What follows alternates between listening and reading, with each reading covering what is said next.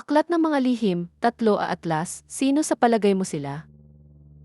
Nakatuon ang atensyon ng mundo sa Comet 3, atlas na magiging paralel sa Earth sa December 19, 2025. Ang mga baguhang astronomo ay gumagawa ng mga larawang katumbas o higit sa NASA, ngunit inuri nila ang mga larawan at nag-refer ng mga tanong sa isang National Security Agency. Bakit nagtatago ng mga imahe ang NASA? May iba pang satellite at rover asset na nagkumpirma ng X-ray emissions at iba't ibang kemikal na nagmumula sa 3 atlas.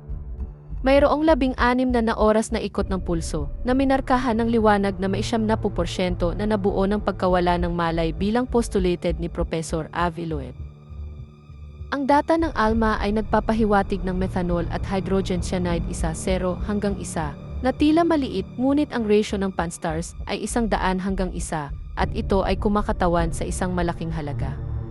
Ang methanol ay nakita sa sunward side habang ang cyanide hydroxide ay sinusukat sa buntot.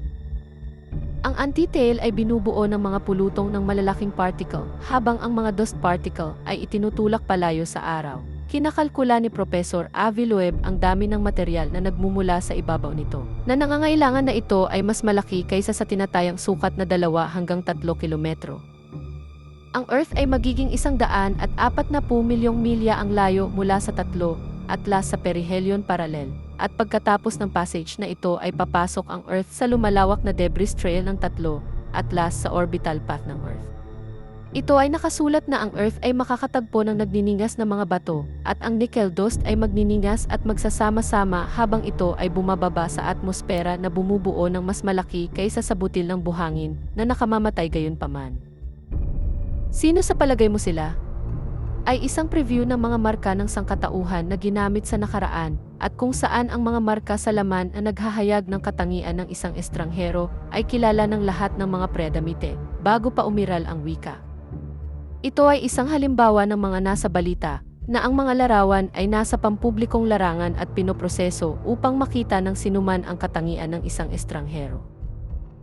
Maaaring i-download ng mga bagong subscribers ang 3 unang episode para sa pagsusuri kasama ang bonus episode at software na maaaring magamit upang iscan ang mga larawan upang ipakita kung may marka ang mga ito.